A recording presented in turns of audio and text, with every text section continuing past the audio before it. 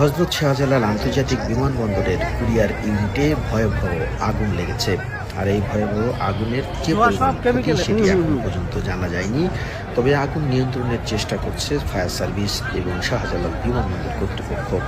এই মুহূর্তে শাহজালাল বিমানবন্দরের ভেতরে যে আগুনের যে অবস্থা সেটি দেখানোর চেষ্টা করছি আমরা। আপনারা দেখতে পাচ্ছেন বিমানবন্দরের ভেতরে যে কুরিয়ার ইউনিট রয়েছে, যেখানে বিদেশ থেকে বিভিন্ন পণ্য আসে, সেই জায়গাতেই মূলত আগুন লেগেছে।